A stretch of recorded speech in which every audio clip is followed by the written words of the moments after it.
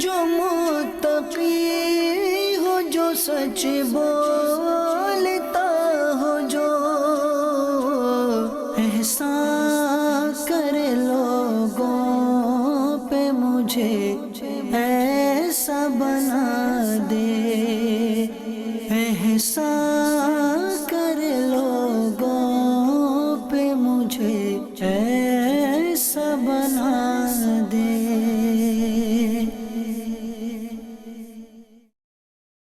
الحمدللہ رب العالمین والصلاة والسلام علی سید المرسلین، اما بعد فاعوذ باللہ من الشیطان الرجیم، بسم اللہ الرحمن الرحیم۔ الصلاة والسلام علیک یا رسول اللہ، الصلاة والسلام علیک یا حبیب اللہ، الصلاة والسلام علیک یا نبی اللہ وعلی آلک واصحابک یا نور اللہ۔ مدنی چینل کے ناظرین، الحمدللہ عز و جل ایک بار پھر سلسلہ احکام تجارت کے ساتھ حاضر ہیں۔ جیسے کہ ہمارے پلیٹ فارم جو ہے بالخصوص تجارت اور مالی لین دین سے متعلق ہے، چھوٹی سی دکان ہو یا ملٹی نیشنل کمپنیز ہوں، اور تجارتی حوالے سے جو بھی سوال ہے جس پر آپ چاہتے ہیں کہ قرآن و حدیث کی روشنی میں شرعی رہنمائی آپ کو مل جائے اور آپ حاصل کرنے میں کامیاب ہو جائیں، تو یقیناً یہ ہمارا سلسلہ اسی فارمیٹ پر ہے۔ مفتی علی اصغر عطاری مدنی مدظر اللہ العلی ہمارے ساتھ تشریف فرما ہوتے ہیں۔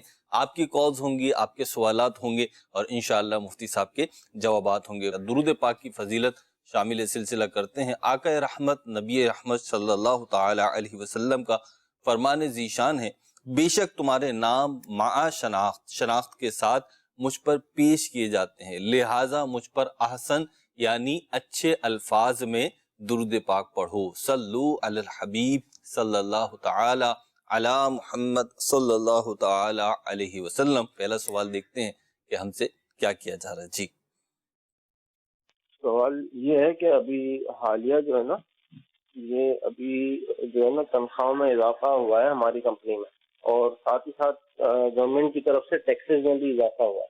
اب کمپنی یہ کہہ رہی ہے کہ جو تنخواہ میں اضافہ ہوا ہے وہ آپ کیش لے لو تو آپ کا ٹیکس بچ جائے گا۔ اب میں چاہ رہا ہوں کہ مجھے پوری تنخواہ چیک سے ملے اور ٹیکس پورا کاٹا جائے جو گورنمنٹ کا قانون ہے، لیکن کمپنی ایسا نہیں کر رہی، اور یہ صرف میرے ساتھ نہیں، ایسے کئی لوگوں کے ساتھ کر رہی ہے۔ تو کیا ایسی تنخواہ جس پہ ٹیکس نہ لے رہا ہو اس کا کیا کیا جائے؟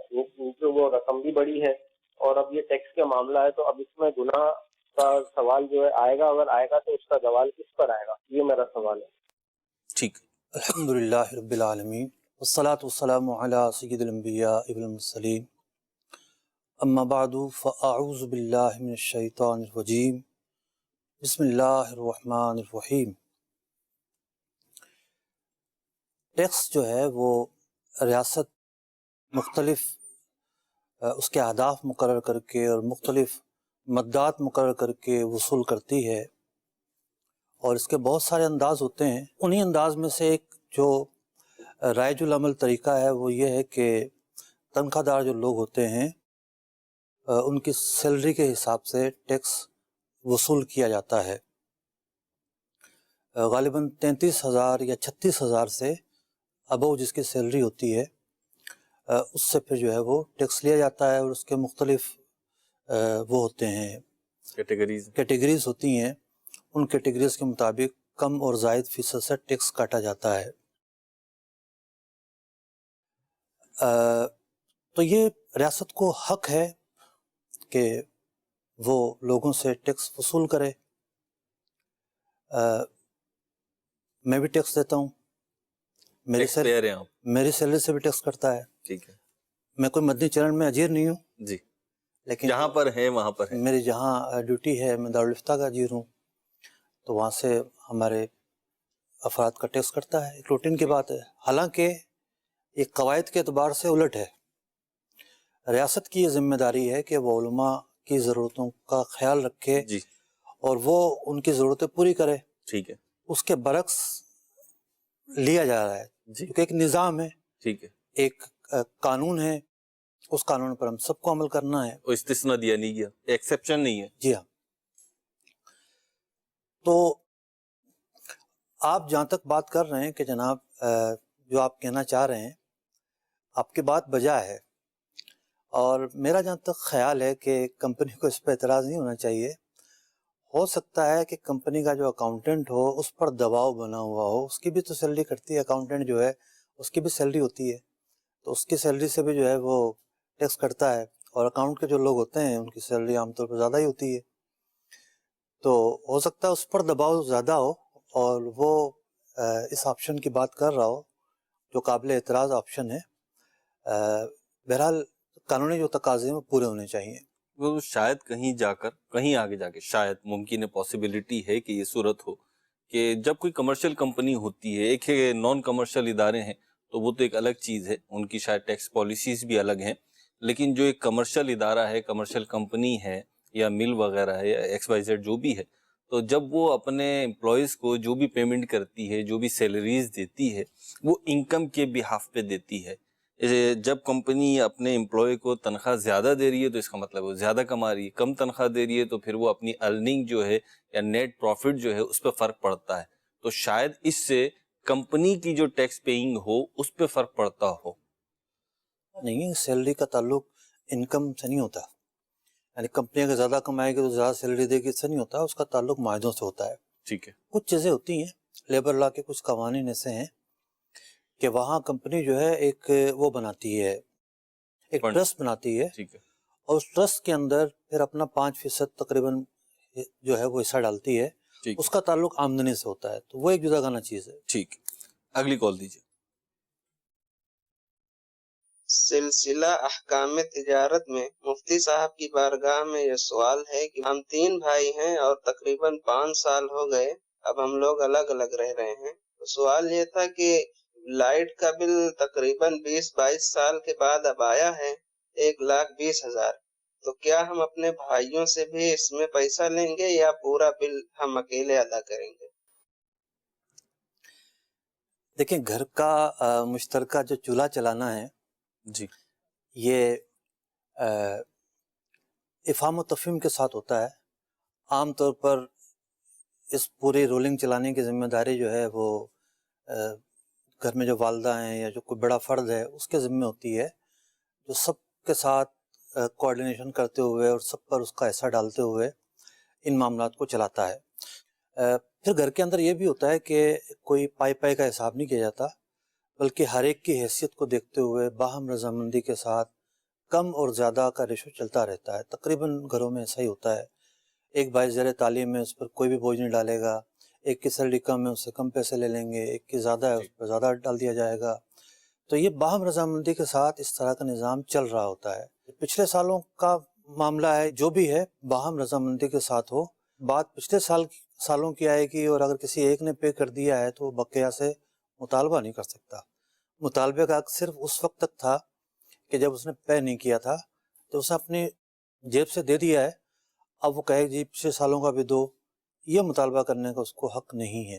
اس سے آپ نے بڑی پیاری بات کہی، ایک میں یہ چاہوں گا یہاں پہ اضافہ آ جائے کہ شاید ہمارے معاشرے میں بسنے والے بالخصوص جو جوائنٹ فیملی سسٹم میں لوگ رہ رہے ہوتے ہیں، اور زندگی میں کوئی نہ کوئی سٹیج آتا ہے کہ جب تک وہ جوائنٹ میں رہ رہے ہوتے ہیں پھر وہ سیپریٹ ہو جاتے ہیں، تو بعض اوقات یہ ہوتا ہے کہ اچھا خاصا کاروبار زندگی چل رہا ہوتا ہے، جوائنٹ فیملی ہوتی ہے، 2 بھائی 3 بھائی 4 بھائی یا جو بھی اولادیں ہیں وہ ساتھ رہ رہی ہوتی ہیں، اچھے انداز سے چل رہا ہوتا ہے، لیکن کہیں پر آ کے جو ہے کوئی ناچاکی ہوتی ہے اور پھر جو ہے نا پھر وہ بالکل ایک کاروباری انداز پہ آ جاتے ہیں، ایک دم جو ہے وہ چینج ہوتا ہے وہ اختلافات کی وجہ سے، اور اب پائی کا انچ کا حساب ہو رہا ہوتا ہے کہ میرے یہ اینٹ تک، یعنی خود یہ میرا دیکھا ہوا وہ ہے کہ یہ اینٹ جو ہے نا 4 انچ یہاں لگائی گئی ہے، یہ تو ہمارا حصہ ہے، یہ یہاں پہ لگائی جائے۔ ایک تو حق کے شریعت والی بات ہے، وہ تو اپنی جگہ ہے، لیکن جب آپ ایک انڈرسٹینڈنگ کے ساتھ رہ رہے تھے، کچھ چھوٹی موٹی اونچ نیچ ہو گئی، اب ایک دم سے جو ہے وہ کاروباری فضا قائم ہو گئی، تو اس پہ کیا ہے؟ دیکھیے، اس میں انتقامی جو طبیعت ہے نا جی، وہ کار فرما ہوتی ہے کہ اب جناب انتقام لینا ہے، کوئی بات ناگوار گزری ہے، کوئی بات بری لگی ہے، جی، جو یہ کہنا چاہتے تھے اس کے مطابق نہیں ہوا، تو اب دیکھ محاذ کھل جاتا ہے، ٹھیک ہے، اب ہم بھی بتائیں گے۔ ہم بھی بتائیں گے۔ تو اب کیا ہوتا ہے کہ جو کچھ بھلائی کی، خیر خواہی کی، دوسرے کا ساتھ دیا، جی، اس پر احسان جتلا کر وہ عمل ضائع کرنے والی بات ہے ٹھیک، کہ جب احسان اور بھلائی کے کام پر بندہ احسان جتلانے پر آ جائے، جی، بلکہ سامنے والے کو شرمندگی پر پیش کر دے، جی، تو اس نیکی کو تو ضائع کر دیا گیا ہے۔ صحیح، تو یہ طرز عمل برا ہے، تحمل کا مظاہرہ کرنا چاہیے، ٹھیک اور گڑے مردوں کو نہیں اکھاڑنا چاہیے، اس کو کوئی فائدہ نہیں ہے، ٹھیک نیکی پہ ضائع کرنے والی بات ہے۔ ٹھیک۔ اگلی کال دیجیے۔ مفتی صاحب سے میرا یہ سوال ہے کہ میں بائک لینا چاہتا ہوں اور میرا دوست کہتا ہے کہ وہ پیسے مجھے دے دو اور میں بائک آپ کو لے کے دیتا ہوں، تو میرا یہ سوال ہے کہ اس کو پیسوں کی ضرورت ہے اور وہ کہتا ہے کہ جو تو پورے پیسے دے گا وہ میرے استعمال میں آ جائیں گے، بائک تمہیں دے دوں گا میں لے کے، نمبر تو خود لگوا لے گا، تیرا کوئی تعلق نہیں ہوگا، تجھے بائک مل جائے گی، باقی جس سے میں بائک لے کے دے رہا ہوں وہ جانے اور میں جانوں، اس میں اگر وہ پیسے زیادہ دیتا ہے یا جو کچھ معاملات اس کے ساتھ کرتا ہے میں سود کا یا کوئی ایسا معاملات تو نہیں ہو سکتا، یا اگر ہو سکتا ہے تو اس کی رہنمائی فرما دیں۔ کافی انوکھا سوال ہے، اور آپ کے دوست کی کیا پوزیشن ہے کوئی ظاہر بات ہم پر مخفی ہے، جی ظاہر نہیں ہے، لیکن اگر کوئی سمجھدار آدمی ہوگا عام حالات کے اندر یہ طریقہ اختیار نہیں کرے گا۔ آپ کے پاس پیسے ہیں، آپ کے اپنے پیسے ہیں، آپ کو بائک کی ضرورت ہے، آپ جا کے آرام سے بائک لے لیں، کسی جو ہے وہ پیچیدہ معاملے میں پڑنے کی کیا ضرورت ہے؟ یعنی تصویر کا ایک رخ یہ ہے جی کہ اپنے آپ کو بلا وجہ جو ہے وہ پیچیدگی میں ڈالنا، پریشانی میں ڈالنا، آج کل کے حالات کے اندر پتہ چلے کہ جناب مہینوں تک سالوں تک وہ بائک نام پہ ہی نہیں ہو رہی، ایسا کوئی معاملہ آ گیا ہے۔ جی پیسے ہونے کے باوجود بھی ایک خطرناک صورتحال اختیار کر لینا کوئی بعید نہیں ہے۔ اب تصویر کا دوسرا رخ، ممکن ہے آپ کا جو دوست ہے وہ بہت پریشان ہو ضرورت مند اور ضرورت مند ہو، آپ کے ذریعے کوئی مدد ہو سکتی ہے اس کی، تو دیکھا ہی جائے گا کہ وہ کس طریقے سے ڈیل کرنا چاہ رہا ہے۔ پتہ چلا کہ جناب وہ اپنے آپ کو گڑھے میں ڈال رہا ہے، پہلے سے پریشان ہے اور مزید وہ گڑھے میں ڈال رہا ہے، تو آپ بھی پسند نہیں کریں گے اس بات کو، میں بھی پسند نہیں کروں گا، کوئی بھی پسند نہیں کرے گا۔ ٹھیک۔ تیسری صورتحال یہ ہے کہ کوئی جائز طریقہ ایسا ہے کہ جس سے وہ اپنا مسئلہ بھی حل کر لے گا اور پریشانی بھی اس کی ختم ہو جائے گی۔ جی تو وہ کون سا طریقہ ہے، وہ کیا کرے گا؟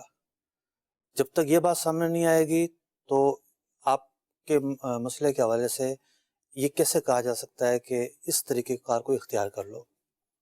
تو وہ کیا کرے گا یہ دیکھنا انہوں نے جیسے چاہیے۔ کہا، ان کے سوال سے جو میں سمجھ پایا وہ یہ کہ ان کو رقم تو جیسے کہ ظاہر ہے کیش ان کے پاس موجود ہے، یہ چاہیں تو 50 60 70 ہزار روپے جو بھی ہے اس کی بائک کی قیمت وہ ادا کر کے کیش میں اٹھا لیں اور معاملہ رفع دفع ہو جائے، لیکن جیسے آپ نے بھی فرمایا کہ ایک طرح سے خیر خواہی کرنا چاہ رہے ہیں، اگر کہ ان کا دوست پریشان ہے اور اسے کچھ رقم کی ضرورت ہے اور ان کے پاس مخصوص اماؤنٹ ہے، ضرورت بھی پوری کرنی ہے، مدد بھی کرنی ہے، تو یہ اسے رقم دے دیں گے اور وہ انہیں غالباً جو سوال سے میں سمجھ سکوں قسطوں پہ اپنے بہاف پہ بائک لے کے ان کے ہینڈ اوور کر دیں۔ ہوگا یہ کہ وہ کہے گا پیسے دو مجھے، میں تمہیں بائک بیچتا ہوں، جی ٹھیک ہے، جی اس کے بعد تو بائک ہے ہی نہیں، جی اس کے پاس تو بائک نہیں ہے، سودا کیسے ہوا؟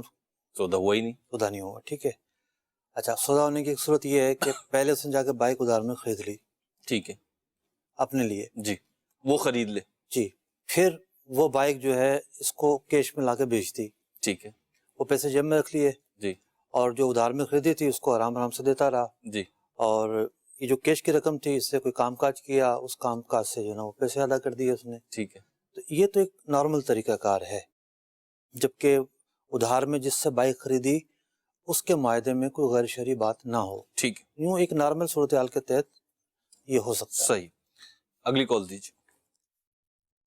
محمد شہباز اتاری مسئلہ سے عرض کر رہا ہوں، حضور یہ ارشاد فرمائیے کہ اگر کسی نے کوئی چیز خریدنے کے بعد وہ کسی ایپ پر مطلع ہوا تو کیا وہ اس کو واپس کر سکتا ہے؟ ٹھیک ہے جی، جی، واپس کرنے کے لیے یہ ضروری ہے کہ اس چیز کو استعمال نہ کیا ہو، استعمال کرنے کے بعد اگر مطلع ہوا ہے تو پھر واپس نہیں کر سکتا، اس نے دیکھا ہے ایپ ظاہر ہو گیا ہے، یہ ہے کہ واپسی کا اس کو حق حاصل ہے۔ اور مفتی صاحب اگر وہ استعمال بھی نہیں کی، ایپ بھی ظاہر ہو گیا، لیکن انہوں نے لکھ کے اسٹیکر لگایا ہوا ہے کہ جی خرید و عمل واپس یا تبدیل نہیں ہوگا، تو اب کیا ہوگا؟ دیکھیں یہ اسٹیکر لگانا تو بنیادی رائٹس کی خلاف ورزی ہے، ٹھیک ہے یہ اسٹیکر صرف وہی لگا سکتا ہے جو کباڑی والا ہو. ٹھیک کباڑی والے کو یہ حق ہے ٹھیک ہے. کہ بھئی وہ سیکنڈ ہینڈ مال بیچ رہا ہے اور وہ کہہ رہا ہے کہ بھئی جیسا ہے آپ کے سامنے ہے, میں بیچی کوڑا رہا ہوں. بیچی کوڑا رہا ہوں. ٹھیک ہے. اب ایک سپر اسٹور ہے, اس کو تو پابند اس بات کا کہ درست مال دے, جی جس کی ویلیڈیٹی ہو, ایکسپائر نہ ہوا ہو, اندر سے خراب نہ نکلے, اندر سے سڑا ہوا نہ نکلے, اس تو ذمہ داری ہے صحیح مال دینا. تو اگر وہ لکھ کر لگا دے گا یا عام دکان والا لکھ کر لگا دے گا تو یہ بنیادی حقوق کی خلاف ورزی ہے. ٹھیک ہے. وہ ایک طرح سے گناہ گار ہوگا یا مطلب کیا کہیں گے اسے؟ اس کو وہ چیز واپس لینی پڑے گی. خراب جو چیز نکلی ہے واپس لینی پڑے گی. ڈبے میں پیک چیز تھی, کس کو کیا پتا ہے اس کے اندر کیا ہے. اگلی کال دیجیے. مفتی صاحب کی بارگاہ میں عرض ہے کہ میں بیرون ملک سے بات کر رہا ہوں کہ میں ادھر سے گولڈ کے جو بسکٹ ہوتا ہے وہ میں لے کے جاتا ہوں اور اپنے ملک میں اس کو میں بیچتا ہوں. ادھر مجھے کم دام میں ملتی ہے اور ادھر مجھے پیسہ زیادہ ملتا ہے. تو کیا اس طریقے سے میرا لے کے جانا اور بیچنا درست ہے؟ اس کے بارے میں رہنمائی کرے. السلام علیکم. وعلیکم السلام ورحمۃ اللہ وبرکاتہ. دیکھیے, سونے کو ٹریول کرنا جہاز میں, امیگریشن کے جو معاملات ہیں, ہر ملک کے اپنے قوانین ہیں. تو آپ کا جو ملک ہے, جس ملک سے آپ فلائی کرنے لگے ہیں, وہ ملک آپ کو کتنی جو اس کا وزن ہے اس کی اجازت دیتا ہے. سب سے بنیادی چیز تو یہ ہے, جتنی اجازت دیتا ہے وہ ملک اس اجازت کے مطابق آپ لے کر جائیں. پھر جس ملک کے اندر آپ کو اترنا ہے, اب ایک مسئلہ وہاں آ جائے گا. جیسا کہ آج کل پاکستان کے اندر موبائل کے حوالے سے قوانین ہیں. جی. اب کوئی دبئی سے 100 موبائل لے کے چڑھے گا جی تو اس کو تو وہاں نہیں روکا جائے گا. ٹھیک. لیکن جب وہ کراچی ایئرپورٹ پہ یا پاکستان میں کسی ایئرپورٹ پہ پہنچے گا جی تو اس کو یہاں کسٹم سے گزرنا پڑے گا. ٹھیک ہے. جو کسٹم کے قوانین ہیں اس کے مطابق اس پہ ٹیکس دینا پڑے گا. تو یوں سونا کیری کرنے والا بھی پابند ہے, اس بات کا پابند ہے. ٹھیک ہے. اور پھر یہ بھی ہے کہ ہو سکتا ہے اس کے کیری کرنے میں بھی کوئی لمٹ ہو. جی. کوئی کھلا کھاتا نہ ہو کہ بھئی اتنا چاہے مرضی لے آؤ, موجود ہے, لمٹ ہو. تو جو قانونی معاملات ہیں ان کا خیال بہال رکھنا پڑے گا. اچھا, میں نے کہیں سنا تھا کہ لائسنس بھی ہوتا ہے اس کا. ایکسپورٹ کا لائسنس ہوتا ہے. اچھا. جو جیولری ایکسپورٹ کرتے ہیں اس کا تو باقاعدہ لائسنس بنتا ہے. یعنی پاکستانی قوانین میں اگر ہم کہیں تو یہ جو ہماری بزنس وزارت تجارت ہوتی ہے, اس کے تحت اتھارٹی ہے جو باقاعدہ تاجروں کو ایکسپورٹ کا لائسنس دیتی ہے, اور پھر وہ اس بہاف پہ ایکسپورٹ کرتے ہیں. تو پھر ان کی تو بات ہی ایک الگ ہوتی ہے. ٹھیک. وہ تو لیگل وے پہ کر رہے ہوتے ہیں. ٹھیک ہے جی, اگلا سوال دیجیے. محمد دانش بات کر رہا ہوں. مفتی صاحب سے میرا سوال ہے, میں میڈیسن کا سپلائر ہوں. میرے پاس کوئی آئٹم میں بک کرتا ہوں, وہ میرے پاس موجود نہیں ہے, لیکن میں اس کو مارکیٹ سے لا کر دیتا ہوں. تو بیچنا جائز ہے یا نہیں ہے اس طرح مال؟ اصل میں جو اشکال پیدا ہو رہا ہے نا, جی, اشکال یہ پیدا ہو رہا ہے کہ یہ کسی کمپنی کے ملازم ہے. کمپنی ان کو پیسے دیتی ہے, سیلری دیتی ہے. جی. اور کمپنی کے لیے کام کرتے ہیں. ٹھیک ہے. اب وہ دوا تو تھی شارٹ ان کی کمپنی میں تھی نہیں. جی. لیکن کئی بڑی مارکیٹ میں پڑی ہوئی ہے. ٹھیک ہے. اب یہ وہاں سے اٹھا کے انہوں نے دے دی, وہاں سے کم میں ملی, یہاں زیادہ میں دی. ظاہر بات ہے 2-4 روپے کا فرق تو آئے گا.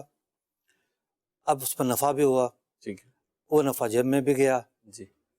اور یہ تھا ان کا ڈیوٹی ٹائم. جی. کمپنی کے ملازم تھے. تو ایسا کرنا تو درست عمل نہیں ہوگا. ٹھیک ہے. اگر یہ کمپنی کے ملازم نہیں ہیں, جی, ایک آزاد آدمی ہے, جی, تو پھر یہ تجارت کر رہے ہیں, اس میں کوئی بات نہیں ہے. اصل میں ان کا جو سوال پیدا ہو نا, غالباً وہ پیچھے سے جو بات ہماری چلی تھی کہ جس چیز پہ قبضہ نہیں ہے, بائک کے ضمن میں آپ نے ارشاد فرمایا تھا. تو میڈیکل اسٹورز پہ جو ہماری یہاں رائج ہے, وہ سوال تو بعد میں آئے گا نا. جی, وہ سوال تو بعد میں آئے گا. اصل میں کمپنی والی جو صورتحال آپ نے بیان فرمائی, یہ تو ایک تو ہے نہیں, یعنی پریکٹیکلی ایسا ہوتا نہیں ہے.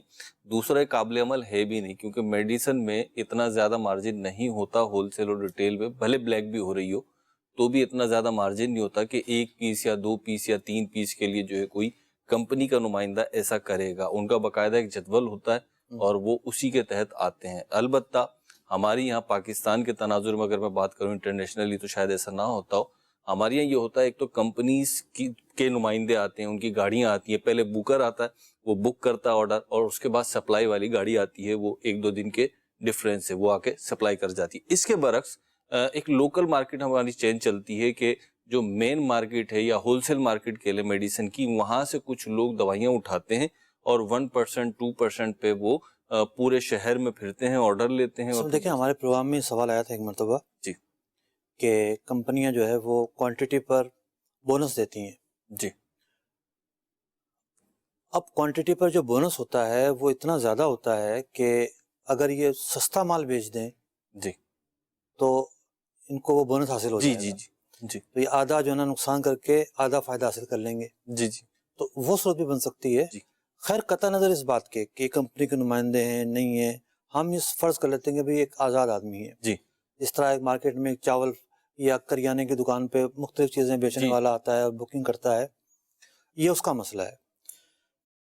تو جب وہ آیا ہے اور آ کے اس نے بکنگ کی ہے تو بکنگ کرنا ایک طرح سے سودا ڈن کرنا نہیں ہے. جی آرڈر لیا اس نے آ کے اس کی پیشکش لی کیا ہے، ٹھیک ہے اور اگر کوئی سودا ڈن کرنا سمجھتا ہے تو وہ اس کی نفی کر دے. ٹھیک ہے ہم لکھ رہے ہیں، کنفرم آپ کو کریں گے ہم. ٹھیک ہے پھر یہ مال خرید لے، جی خریدنے کے بعد جو ہے پھر یہ جا کے دکان پہ دے دے. ٹھیک ہے تو جب دے گا ڈلیوری دے گا. اس وقت جو ہے یہ معاہدہ تصور کریں فریقین، ٹھیک ہے اسی وقت یہ بے قرار پائے تو جو شریک باتیں ہیں وہ ختم ہو جائیں گی. ٹھیک ہے. اگلی کال دیجیے. صاحب کی بارگاہ میں سوال عرض ہے کہ اگر کسی نے کسی سے کوئی چیز لی ہے اور بعد میں اس ڈیوائس کو اس نے گھر میں لایا مگر وہ پتہ چلا کہ یہ تو چوری کی ہے، تو اب اس نے پیسے بھی اس کی قیمت کے مطابق ادا کر دیے اس بندے کو اس کا مالک سمجھتے ہوئے، تو اس بارے میں کیا حکم ہے کہ اس کو کس طرح سے وہ کرے، وہ یوز کرے یا کیا کرے؟ ٹھیک ہے. دیکھیے یوز تو نہیں کر سکتا، جس سے لی ہے اسی کو واپس کرے اور اپنے پیسے لے، کیونکہ یہ چیز اس کی تھی نہیں جو اس نے بیچی ہے. جبکہ معلوم ہو گیا. جی ہاں اس کی تھی نہیں، اور جس کی تھی اس کو یہ واپس جانی چاہیے. یوں ہر شخص جب پیچھے بیچتا رہے گا تو اس مالک تک بھی پہنچ سکتی ہے، تو آپ کا استعمال کرنا جائز نہیں ہوگا. ٹھیک. اگلی کال دیجیے. مفتی صاحب مسئلہ یہ پوچھنا ہے کہ جو مکان گرہن لیا جاتا ہے، پیسے دے کے اس کو گروی رکھ لیا جاتا ہے، اس کا استعمال کرنا کیسا ہے؟ کہ جس بندے نے پیسے دیے اس میں رہ رہا ہے، 2 سال یا 3 سال کا ایگریمنٹ ہے، وہ کرایہ کوئی نہیں، 2 سال بعد جب وہ مالک کا پیسے واپس کرے گا تو بندہ مکان چھوڑ دے گا، شرعی طور پر رہنمائی فرما دیں. شرعی طور پر یہ سودی معاملہ ہے. جو پیسے دیے وہ قرضہ ہے، جبھی تو آپ واپس لے رہے ہیں. ٹھیک ہے. اگر قرضہ نہ ہوتا تو واپس کیوں لیا جا رہا ہوتا؟ صحیح. اور اس قرضے کے بدلے میں اس نے مکان دے دیا. جس طرح سودی بینک کے اندر آپ پیسے رکھیں گے وہ آپ کو نفع دے گا، ایسے ہی جو ہے آپ نے بینک کو پیسے دینے کے بجائے مالک کے مکان کو دے دیے اور اس سے نفع کے طور پر گھر لے لیا. اب جتنا کرایہ دیکھیں، آپ کرایہ پہ گھر لیتے تو کتنے پیسے دینے پڑتے؟ وہ آپ نے جو مفت میں استعمال کیا یا مارکیٹ سے کم کرایہ میں استعمال کیا، اس کی مد میں آپ نے منفعت بینیفٹ اٹھایا اور یہ سودی معاملہ ہوا. اسے توبہ کرنا ضروری ہے. تو مفتی صاحب اگر کوئی چیز گروی رکھی ہے، چاہے وہ گھر ہو چاہے کوئی اور فزیکل چیز ہو، اگر وہ گروی رکھوائی گئی ہے یا کسی نے اپنے پاس گروی رکھی ہے تو وہ اس کا کیا کرے؟ صرف دیکھتا رہے؟ سوال تو یہی کہتا ہے کہ دیکھتا رہے، لیکن جواب یہ ہے کہ گروی رکھنے کے مقاصد جب تک سمجھ میں نہیں آئیں گے جی تو معاملہ حل نہیں ہوگا. ٹھیک. گروی کوئی بھی چیز رکھی جاتی ہے سیکیورٹی پرپز میں، ٹھیک ہے. کہ ایک آدمی کے بھاگ جانے کا اندیشہ ہے ٹھیک ہے. اور وہ ہے تو ضرورت مند، ٹھیک ہے. لیکن پتہ ہے کہ غائب ہو جائے گا تو اس کی کوئی چیز لے کر رکھ لی جاتی ہے ٹھیک ہے. اور اس کی حفاظت کی جاتی ہے، امانت سمجھا جاتا ہے، اس کو استعمال نہیں کیا جاتا. ٹھیک ہے. پھر جب وہ امانت اپنی واپس کر دیتا ہے اس کو اس کی چیز دے دی جاتی ہے. ٹھیک ہے. آج کل لوگوں نے گروی کا نام لے کے ایک سودی کاروبار شروع کر دیا ہے. ٹھیک ہے. تو یہاں تو یہ کاروبار کرنے والے تو یہی کہیں گے اور کہ ہم دیکھتے رہیں. جی. تو بھائی مسئلہ یہ ہے کہ آپ نے گروی رکھا کیوں ہے؟ ٹھیک ہے. آپ نے بڑی پیاری بات کی کہ یہ تو شیورٹی کے لیے رکھا گیا. ہاں جب شیورٹی کے لیے رکھا گیا تو اس سے فیضیاب نہیں ہوں گے، فائدہ نہیں اٹھائیں گے، یہ اس کا پرپز نہیں ہے. ہمارے سلسلے کا وقت بھی اختتام کو پہنچا. اللہ رب العزت ہمیں علم و عمل کا پیکر بنائے. مدنی چینل دیکھتے رہیے. صلو علی الحبیب صلی اللہ تعالی علی محمد صلی اللہ تعالی علیہ وسلم. تاجر جو متقی ہو، جو سچ بولتا ہو، جو احسان کرے لوگوں مجھے ایسا بنا دے، احسان